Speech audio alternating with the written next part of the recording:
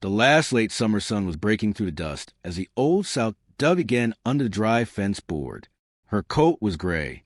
He called out to her quietly, out of old habit, without anger. His voice faltered. Dust lay in layers. The grass broke under his fingers. The well was reduced to a sticky shadow at the bottom, and the smell of iron.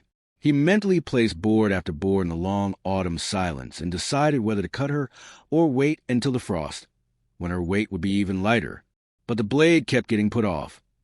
Not because he felt sorry for it, but because there was something in its dull stubbornness besides its fate as fodder. It had lived here longer than his wife.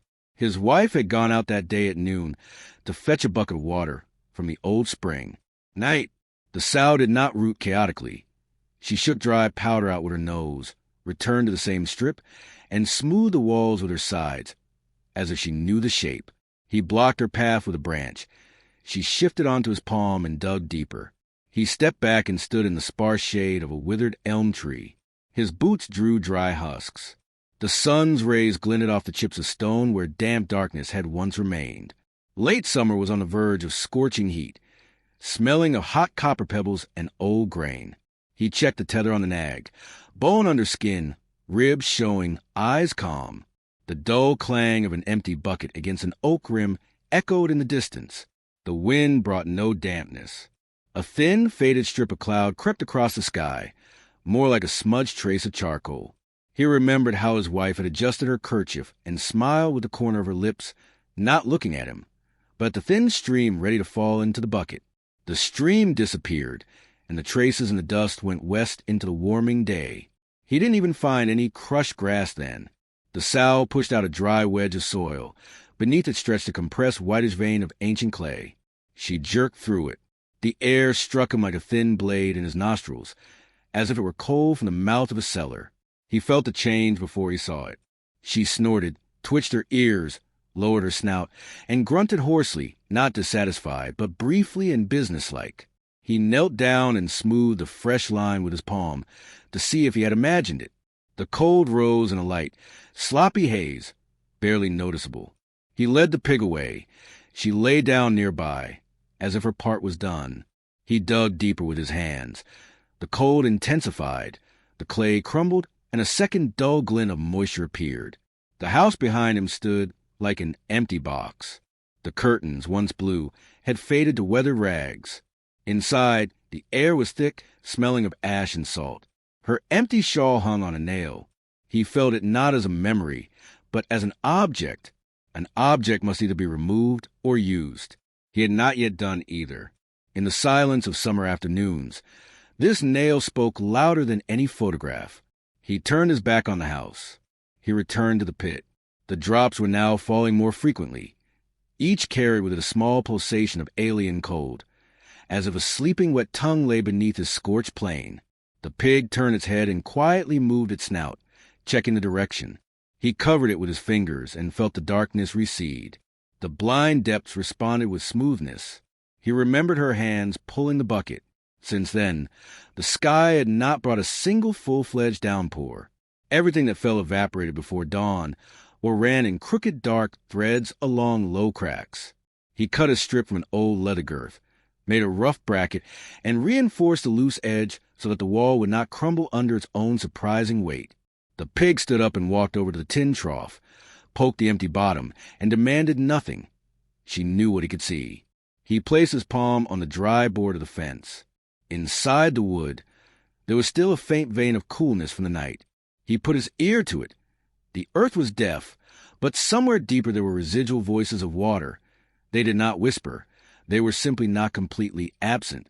In the distance, a gray speck of dust flashed by. A lone rider, probably a boy from the village. He did not come here. The road to his estate had become an unwieldy, lazy strip, useless to strangers. That gave him time. Time could turn into caution. Caution sometimes saves you from premature joy. Early joy in these parts breaks easily and cuts deep.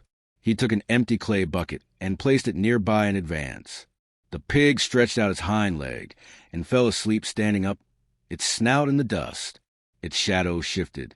He sat down nearby and listened to the rare drops falling silently into the dry lower layer. Soon the sound would change. A thin, sticky squelch would appear. Then he would understand that this was not just residual moisture, but a thin thread that could still rise. He would know when not to call anyone. For now, he sat, and his palms accepted the new cold as they had once accepted the inevitability of loss. Without complaint, the sow sucked in air and buried her head in his hem. He did not pull away. There was something unfamiliar to him in her stubbornness. The knife was put aside. By sunset, the air had become thin and ringing. Even the crickets seemed to have hidden their chirping. He sat at the edge and felt the new cold, keeping the line steady. The pig stood quietly, not rooting. He waited for nightfall. By evening, the heat had become unbearable. A thin film of salt covered the skin on his hands. He covered the hole with a board with a gap, so that the dust would enter in a ribbon rather than a cloud, without clogging the lifeless throat. Under the board, he heard the dull sound of a new drop. He removed the board, crouched down lower, his eye almost touching the edge, and saw how a thin film evenly spread the clay. Not water yet, a sign. He took out a handkerchief, soaked it, squeezed a drop onto his tongue. The taste was not rusty, not swampy, just a simple cold emptiness. It was better than any rich flavor. He carried the bucket into the house and placed it on the table. An empty bucket on the table did not mean the return of water, but it was already a different set of gestures. He glanced around the walls. Every crack, every faded nail looked at him with the damp absence of her hands. He had not spoken her name aloud once that summer. A name, without meaning, turns into salt on the tongue. He moved his lips silently, checking to see if it was falling apart inside. The word remained whole, like a seed that could be given to the earth when it softened again. Night came without its usual slow coolness. It crashed down. Dry stars pierced the sky with hard pins. He picked up the lamp without lighting it. The light might dry out what had not yet hardened. The pig lay on its side by the pit, stretching its snout toward the crack. An hour passed. The dryness spoke the same language. He had almost fallen asleep sitting up, his chin on his chest, when he heard a new sound. Not a single drop, but barely audible, steady dripping, like fabric being soaked under a press. He placed his palm on the ground nearby. The cold spread wider. He slowly began to widen the circle, removing the top hard layer in a narrow strip, leaving the edge intact so that it would not crumble inside. The pig raised its head and moved, freeing up space without a push. He glanced at the house, a straight, dark rectangle. Inside, everything was as she had left on the last day. The bone thimble, the crooked seam on the pillowcase, the tilted mug. He realized that if the water held, he would have to change the layout. Not a museum, but a workshop. When the strip of clay cut deeper, the harsh smell of dry, damp root was replaced by the faint smell of a cold stone cavity. He found a thin wormhole in the old well ring, burnt clay, once welded by hand. So there used to be a side vein here. He didn't know about it. The old stories didn't mention it. Perhaps his wife knew. Perhaps her step there was looking for this dormant throat. He put these thoughts aside. Unnecessary connections rushed to make a miracle out of the simple return of the law of the depths. He left the hole open, lined the edges with stone so that the pig would not dig up across its width. She lay motionless, only her rare breathing moving her side. He sat with his back to the fence, pulled his knees up, and folded his hands on them so as not to fidget. The wind turned the dry grains of sand, shifting them in strokes, like slow writing. He listened. The composition did not stop. It did not intensify, but it did not diminish either. He needed one thing, to hold the line until dawn. If he held on, in the morning, he would deepen it and put up a temporary gate from the pine pole that was left over from a roof. If not, he would close it and no longer chase memories in an empty place. But his body already knew. The cold here was real. He allowed himself to close his eyes briefly, leaning his head against the rough post, and for the first time in this dry summer, he did not imagine emptiness ahead. Instead of emptiness, there was a narrow ribbon of possibility, unsuitable for lofty words, suitable for palms. The pig snorted and, without waking up, turned its snout closer to his boot.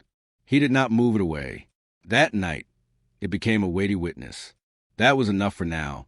First thin dawn heat had not yet broken the night's crust when the old sow stood over the shallow cut, steam of faint cold lifting. He had not slept more than a strip of seconds at a time. The seep held. Dark clay wore a darker oval where slow moisture gathered and vanished into dust like a throat-relearning swallow. He eased the board aside, widened the collar with a spoon not greedy, reached too quick, and walls cave. The sow watched, ears twitching to a rhythm below audible range. He felt her bulk as a shield against stray eye from the road. A man crouched alone by a hole can look mad or desperate. A man with stock looks only busy. He fetched a pine pole, shaved one end to a rough wedge, drove it crosswise so his R would not collapse the lip again. Each chip of pale would fell onto dampening dust, and stuck there like punctuation telling him this line of labor might hold. He pinched a thread of the budding film, touched tongue. Still clean nothing. A nothing that promised vessels, growth, grass heads bending, weight back on animals, a voice of hooves in the yard that was not a dry shuffle. The fence line beyond leaned in late-season fatigue. He walked it while early light still low. At the far corner a slat had twisted. He set it back, toenailing a short nail saved months. Conservation was a religion here, not spoken but bone deep. The act of spending a nail meant he had accepted the whole as more than a novelty. Return of water rewrites law. What to save, what to risk, what to sell stays, what to keep. On the way back, he passed a dead well. Bucket rope long rotten. Stones hot already. He laid a palm on the rim. Warmth up, no echo of cool. He let memory of her last walk to its surface, and then sink. No sense offering it any more payment. New seep would not raise her, only close a ledger entry. Failure to protect supply.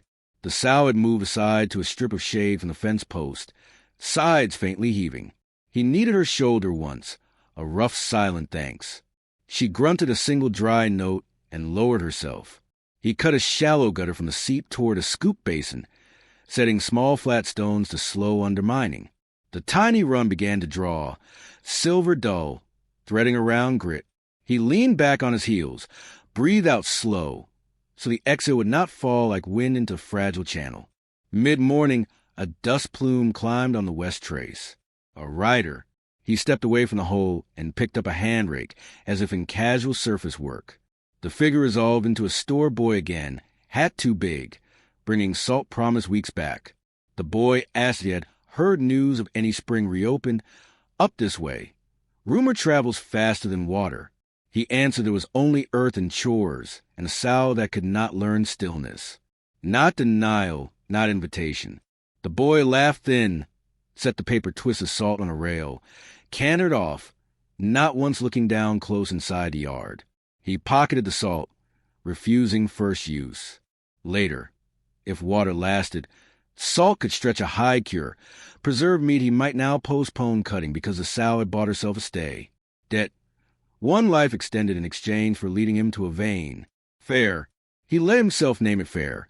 Naming small justices keeps a man from bartering his bones for larger illusions. Heat climbed. The thin crust over soil buckled to powder. He set a half-barrel with a char line, at a tilt near the gutter mouth, to catch drips once evening cooling cut evaporation.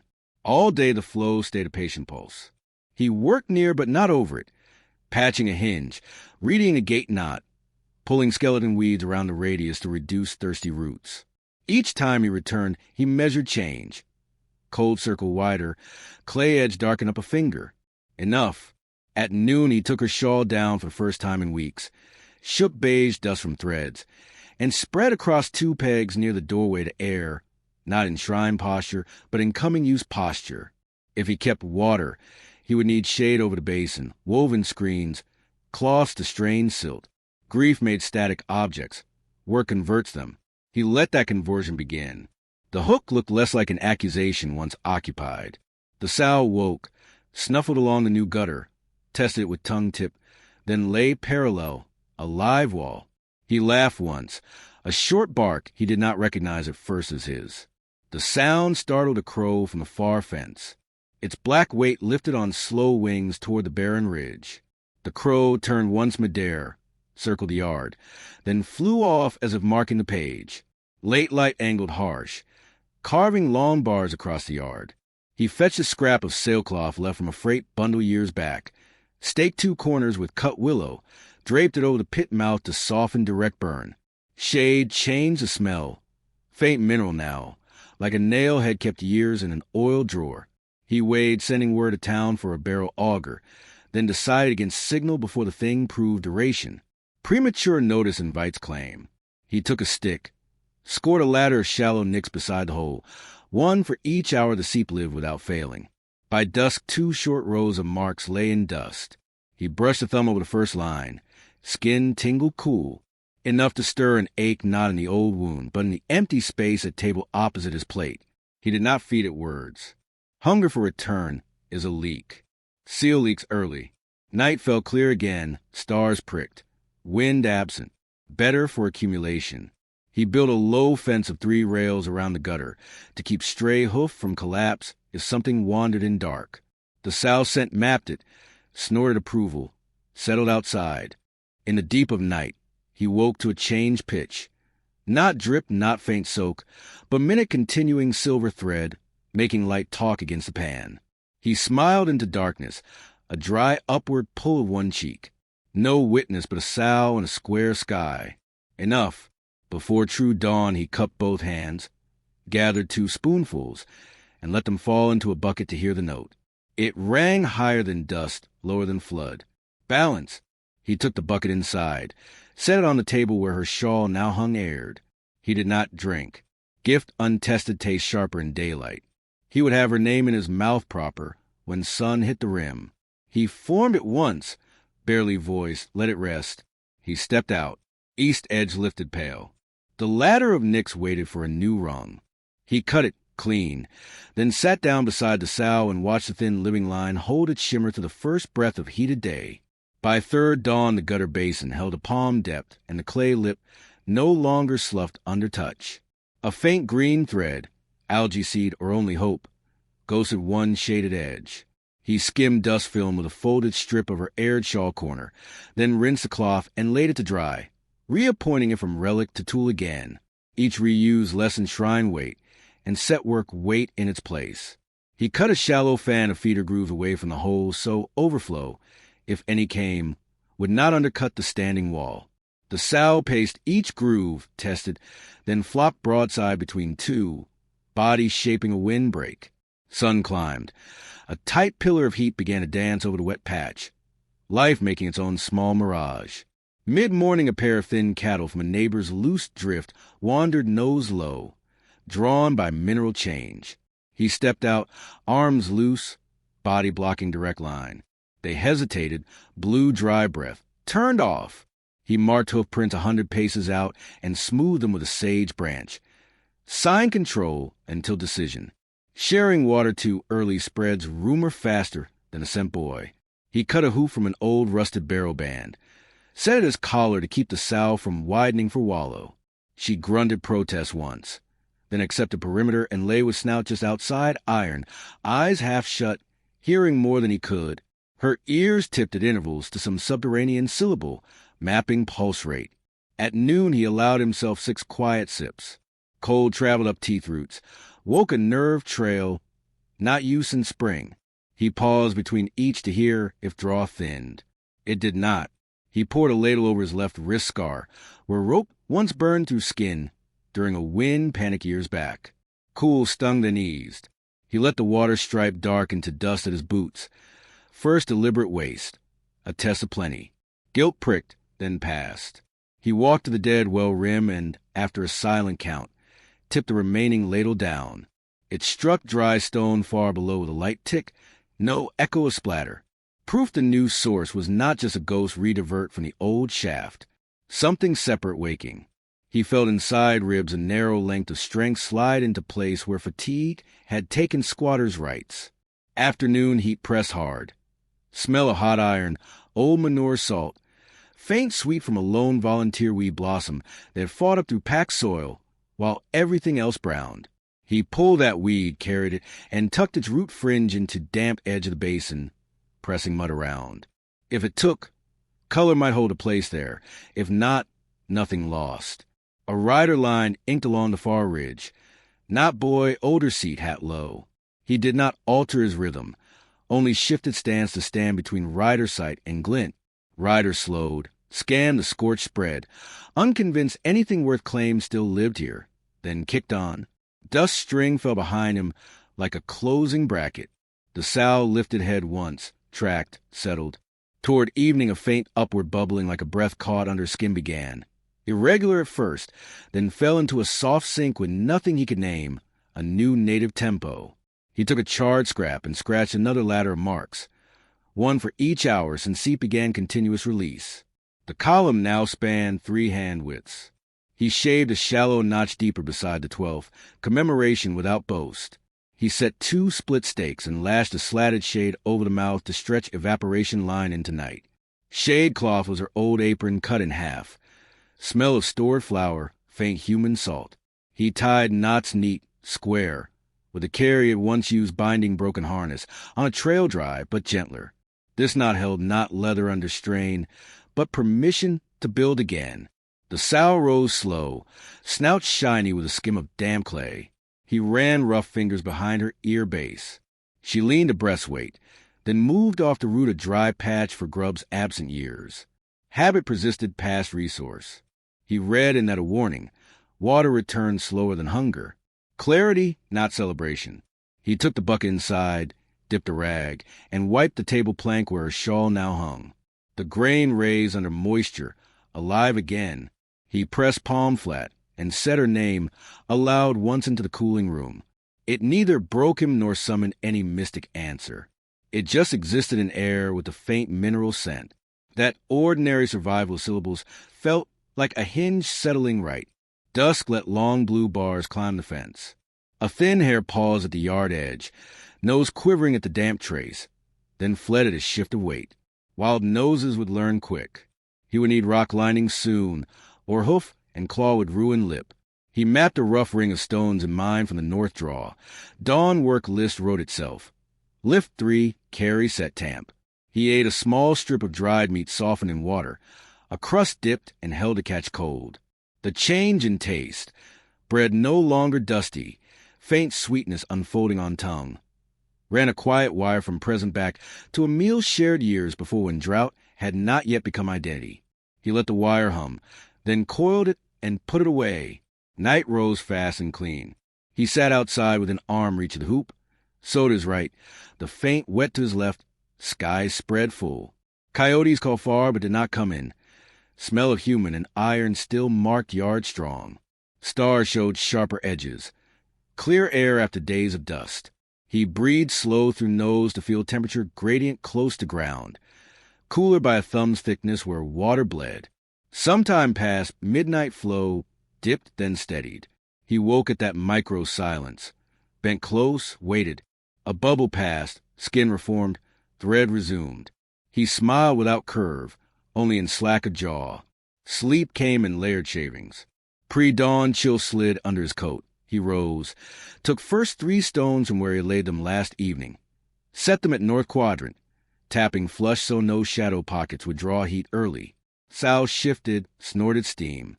The weed he had planted drooped but still green at vein. He cupped water over it once, leaf edge uncurled a fraction. When sun rim flared he stood, stretched the bad shoulders slow, feeling tissue loosen under warmth. He looked at what they had.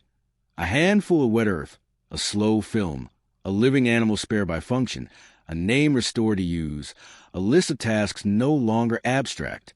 Enough to hold a man one more season. He touched the hoop, the shade beam, the bucket, each in turn, a private inventory liturgy, then went for the pry bar to start the ring. Rimstone set before heat rose full. He levered each from the north draw, carried them chest high to keep fine dust from sloughing into the seep, knelt, turned, seated, tamped. 12 formed a rough collar. The sow circled twice, approved with a soft grunt, and lay down like a sealant. Water thread strengthened fractionally in shade pocket, barely measurable except in the way skin on his wrist chill faster. By mid-morning, the weed's leaf stood firmer. He placed a second root beside it. A volunteer he coaxed from a hard pack rack, pressing mud in a ring. Small green against baked vastness looked indecent. He let it stand anyway. He would not name hope out loud. Naming carries heat that dries. A wagon cresting the far rise through a low sun flash. He straightened, set himself in clear view, casual, a man at chore. Wagon veered toward the neighbor's lane. Trade day maybe. No reason yet for eyes here. He kept movements unhurried. Sudden industry can signal hidden resource. He rigged a crude tripod from 2 warped fence rails and 1 sound pole lashbound high, hung a shortcut bucket, drilled a small hole near lip so overflow would spill back rather than waste downward. Mechanism crude, ratio measured. He ran the rope, old but still fiber strong, through a groove stone to reduce wear, each improvised part borrowed purpose from prior seasons. Nothing new purchased. Secrecy by salvage. At noon, he allowed water to stand a breath longer in the basin, testing if clay membrane would hold a shallow pool. It did for 12 heartbeats, then soaked. He marked 12 as number, the reach of current capacity, 12 heartbeats of surface before return underground. He carved a small 12 with nail on the inner ring stone, data stored durable. Heat drove him under the thin strip of shade. The sow's flank radiated a dull animal warmth back against rising mineral cool, a narrow balance strip where he sat, boots at gutter edge, knees drawn. He cleaned his knife on his trouser seam, not for edge, but for ritual resetting after cutting feed cord. Routine ordered thought away from impatient measuring. He took her shawl off the peg again, cut a narrow band from a frayed end, stretched it, and with short pegs made a wind baffle to keep grit from a drying line of water. The act of cutting further committed to transformation. Relic gone, cloth repurposed. He felt strain under sternum ease some. Objects that resumed function, released their hold. Toward afternoon thin cloud built, a chalk smear, no rain promise, only filtered light dulling sharp edges. He welcomed loss of glare, less evaporation. He scraped a shallow runoff path to a second micro basin, insurance against wall failure. Sal watching with professional disinterest. Mid-afternoon a hawk's shadow skimmed. The sow jerked an ear but did not rise. Hawk lifted, uninterested in bulk and scar. Stillness resettled. From the road a single distant metallic laugh. Perhaps men at a stuck wheel, carried then died. His land stayed its own border. He took a slat, playing one face, wrote with the point of nail a date mark. Not numeric count, but a simple straight main line crossed once low. A private ledger sign meaning. Day source held continuous. He wedged that slap behind an upright inside the shed where only deliberate looking finds it. Records keep discipline when miracles tempt inflation. Late light warm stones to store heat that would bleed back nocturnal cold recovery away if left exposed. He draped a rag strip over the inner ring circumference to slow radiative loss. Small physics managing hours. He stroked the sow's spine once. Hand came away dust-banded. She blinked slow, belly rhythm matched a faint trickle. 2 lifelines sinking. He took the pry bar, sank a test hole hand's breadth off the main. Dry powder only. Margin thin. He backfilled careful, tamped, erased trace. No need to invite collapse wander. The seep had a center. He would not scatter focus. Dusk drew long, mild wind across the yard, cooler, tasting faint distant damp not from his own pit. Inland river air perhaps. He inhaled, exhaled through teeth, letting it leave a film on palate. Memory of nights before dry years pressed at the door of mind. He barred it gently, preferring slower admission. Inside he laid tools on the table in new order. Knife, awl, short-handled scoop, strip of shawl now baffled, tin cup, her thimble, moved from shrine status, coil of thread, small book of soft paper leaves left mostly blank since her passing. He opened it, fingered the page where last written word, a seed count, sat faint. He did not add water lines yet. Premature quantifying can jinx fragile supply. Superstition acknowledged, but kept because it fosters patience. He ate sparingly, let a few drops soak a crust end before chewing. Flavor fuller now, lingering longer. While he chewed, he looked at the empty bench opposite. The emptiness felt less like absence, more like clear ground waiting structuring. The way-plowed strips wait seed. Night came velvet and star-heavy. He set himself to first watch though nothing threatened but time. Seep song a thin irregular glass thread. He let it tune his breathing. The sow snored a soft throat rattle. An owl winged through starlight, silent shape, gone. Twice the flow hesitated, then resumed. He noted hesitation intervals by tapping finger joints. Index 2, middle 3. Stored in body for morning improvement decisions. Deep night. A low vibration through soil. Far off. Creek cart maybe. Vibration did not alter flow. He settled deeper, back flattening against fence post. Old wound quiet. The cold from the ring climbed his pants leg, a fine ladder sensation. He did not move to block it, body learning new pattern. He woke from a short fall into sleep by the absence of trickle tone. Instantly still, leaned over. Waterline held. Only wind shift had stolen sound.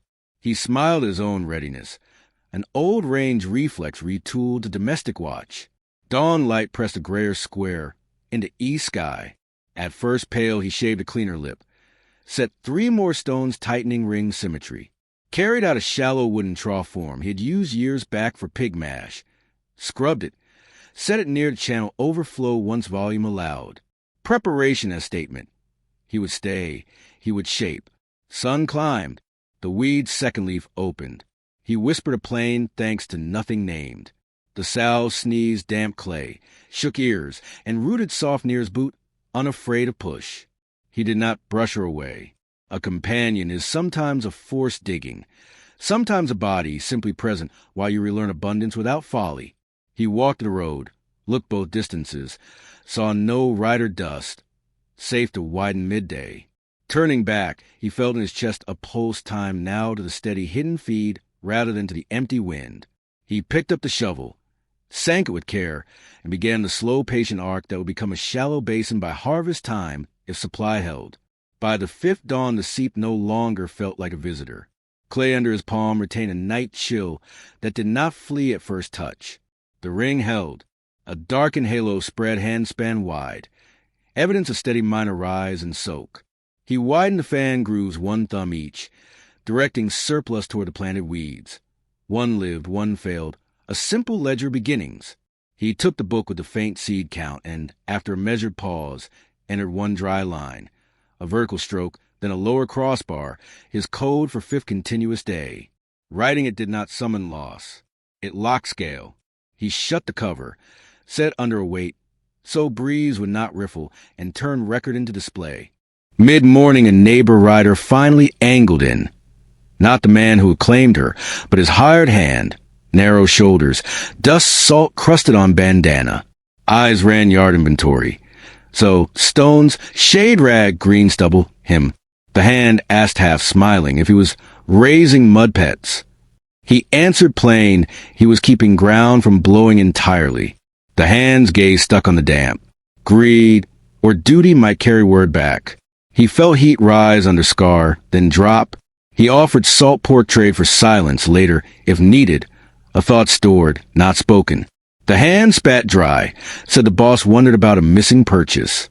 He met the look until the question frayed, and drifted. Hand rode off, posture trying to appear unhurried. Dust settled slow. He went to the shed, pulled 2 warp boards, planed them flat, tongue and groove crude, laid them for a cover he could shift single-handed. He traced their edges with lamp soot, then shaved high spots so no grit would grind between and fall. Precision on small frame prevents later gross fixes. He knew the law. At noon, he measured yield by filling a cup over a set time, 2.5 minutes for a third. Thin, yet more than a symbol. He did not drink it. Instead, he poured into a shallow depression and dipped a rag, wiping dust from bridle leather, reviving fiber. Care what remains is pledged to what comes. His mind turned unbidden to her last day again, but this time the sequence ended not at the empty rim of the dead well, but at the slow film. Grief joined process without losing its austere plain shape. He allowed that alignment, denying it waste strength. Afternoon brought heat shimmer low but not fierce, the shade rag working. He shifted 1 support peg for a cleaner angle. Shadow moved, protecting wetter edge. He hummed, a broken, near toneless line he had not made sound of since before drought. The sow twitched an ear, accepting. A vagrant cloud cast brief cover. In its soft shadow, he lifted the shawl remnant baffle and rinsed it fully. twisting out brown water. Each squeeze released a strand of old scent. After third, rinse only mineral clean remained. He spread it on a fence to dry.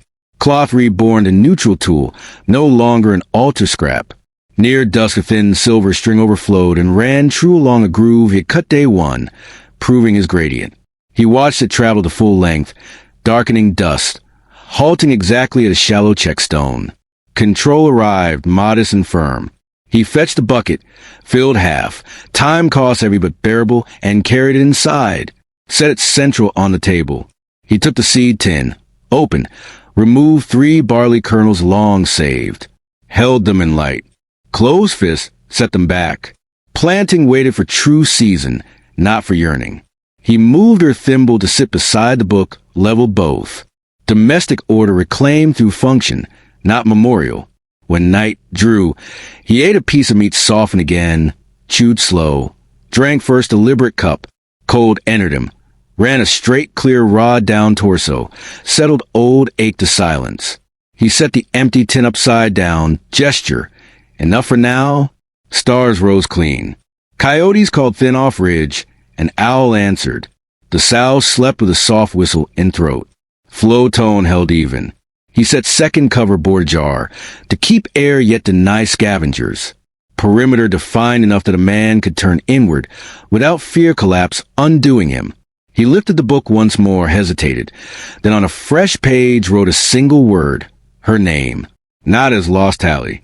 As witness that water returned under the same sky that took her, not payment, not bargain, coincident endurance. He closed the book, set it down flat. Before sleep, he scraped boots clean, leaned them sole to sole where dust would not drift in.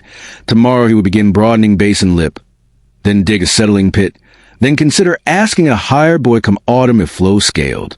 Each task formed a chain ahead. Chain offered forward weight.